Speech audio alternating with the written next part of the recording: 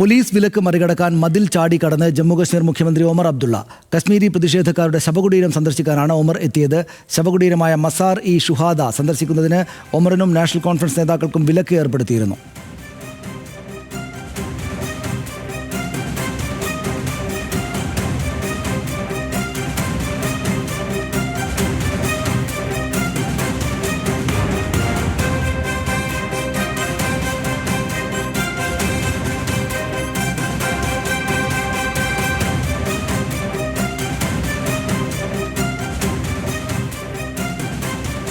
കൂടുതൽ വിവരങ്ങളുമായി ശ്രീജിത്ത് ബാലകൃഷ്ണൻ ചേരുന്നു. ശ്രീജിത്ത്, ഇതൊരു അസാധാരണമായിട്ടുള്ള ദൃശ്യമാണല്ലോ.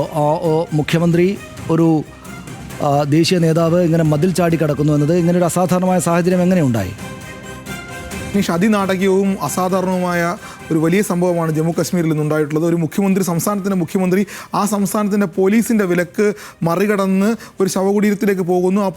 പോകുന്നത് മതിൽ ചാടിക്കടന്നാണെന്നുള്ളതാണ് ഏറ്റവും വലിയ കൗതുകം. കാരണം ഇന്നലെയായിരുന്നു ജൂലൈ 13 കശ്മീരിൽ രക്തസാക്ഷികളുടെ ഓർമ്മ ദിനമാണ്. 1931 ബ്രിട്ടീഷ് ഭരണകാലത്ത് രാജാ ഹരിസിംഗിൻ്റെ നേതൃത്വത്തിൽ നിരവധി കശ്മീരികളെ വെടിവെച്ച് കൊന്നിരുന്നു. ആ കശ്മീരികളുടെ ശവകുടീരമാണ് ഈ കാണുന്നത്. അങ്ങനെ ജൂലൈ 13 ഈ ശവകുടീരം സന്ദർശിക്കാൻ നാഷണൽ കോൺഫറൻസ് നേതാക്കന്മാരും മുഖ്യമന്ത്രി ഒമർ അബ്ദുള്ളയും ഒക്കെ അവർക്ക് പദ്ധതി ഉണ്ടായിരുന്നു. പക്ഷേ ഒരു കാരണവശാലും ശവകുടീരം സന്ദർശിക്കരുത് എന്ന് പോലീസ് മുഖ്യമന്ത്രിക്ക് നിർദ്ദേശം നൽകുന്നു. അപ്പോൾ സ്വാഭാവികമായി ഇന്നലെ അദ്ദേഹം വീട്ടുതടങ്കലിലായിരുന്നു എന്നാണ് അദ്ദേഹം പറയുന്നത്. വീട്ടുതടങ്കലിൽ നിന്നും ഇന്ന് രാവിലെ അദ്ദേഹം കാറെടുത്ത് ശവകുടീരത്തിലേക്ക് വരുന്നു. അപ്പോഴും അദ്ദേഹത്തെ തടയാൻ ശ്രമിക്കുന്നതായി അദ്ദേഹം പറയുന്നു. അങ്ങനെ തടയാൻ ശ്രമിക്കുന്നതിനിടെയാണ് മതിൽ ചാടിക്കടന്ന് ആ ശവകുടീരത്തോടുള്ള ഗേറ്റ് അടയ്ക്കുന്നു പോലീസ്. അങ്ങനെ ഗേറ്റ് അടയ്ക്കുമ്പോൾ മുഖ്യമന്ത്രി മതിൽ ചാടിക്കടന്ന് ശവകുടീരം സന്ദർശിക്കുകയാണ് ചെയ്തത്. പക്ഷേ ഇത് വലിയ രാഷ്ട്രീയ വിവാദത്തിലേക്കാണ് ജമ്മു കശ്മീർ പോകുന്നത്. കാരണം ഇങ്ങനൊരു മുഖ്യമന്ത്രിയെ പോലീസ് വിലക്കുന്നത് വളരെ അസാധാരണമായ സാഹചര്യമാണ്. ഒമർ അബ്ദുള്ള ആരോപിക്കുന്നത് കേന്ദ്ര സർക്കാർ എന്തിനാണ് ഇങ്ങനെ ചെയ്യുന്നത്? കശ്മീരിലെ സ്വാതന്ത്ര്യ സമര പോരാട്ടം നയിച്ച കശ്മീരികളുടെ രക്തസാക്ഷികളുടെ ശവകുടീരത്തിലേക്ക് ഒരു മുഖ്യമന്ത്രിക്ക് പോകാൻ കഴിയില്ലേ?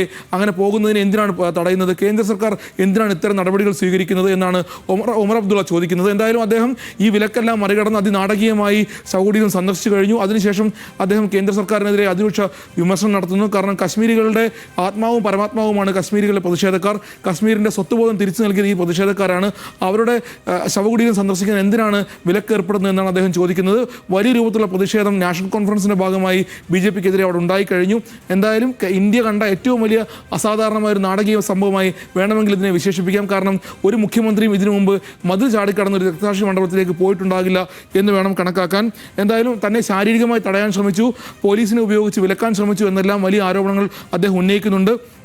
വരും ദിവസങ്ങളിൽ BJPയും നാഷണൽ കോൺഫറൻസും തമ്മിലുള്ള വലിയ രാഷ്ട്രീയ പോരിലേക്ക് ഇതെന്തായാലും മാറുമെന്നുറപ്പാണ്. കശ്മീരികളുടെ വികാരത്തെ അദ്ദേഹം ഉദ്ദീപിപ്പിക്കാനാണ് ഒമർ അബ്ദുള്ള ശ്രമിക്കുന്നത്. ഇത് മറ്റൊരു തരത്തിലേക്ക് കൊണ്ടുപോകാനാണ് ഒമർ അബ്ദുള്ള ശ്രമിക്കുന്നതെന്ന് BJPയും ആരോപിച്ചിട്ടുണ്ട്. ഇത് നാടകമാണെന്ന് സജ്ജാദ് ലോണടക്കമുള്ള പ്രതിപക്ഷ പാർട്ടി നേതാക്കന്മാർ ഒമറിനെതിരെ വിമർശനം ഉന്നയിക്കുന്നുണ്ട്. എന്തായാലും ഒമർ അബ്ദുള്ള അതിനാടകീയമായി സാഹസികമായി സ്വന്തം കാറിൽ വന്നിറങ്ങി ശവകുടീരത്തിലേക്ക് മതിൽ ചാടിക്കടന്നു പോകുന്ന ദൃശ്യങ്ങളും സംഭവമാണ് ഇന്ന് കശ്മീരിൽ ഉണ്ടായിട്ടുള്ളത്. സനീഷ്.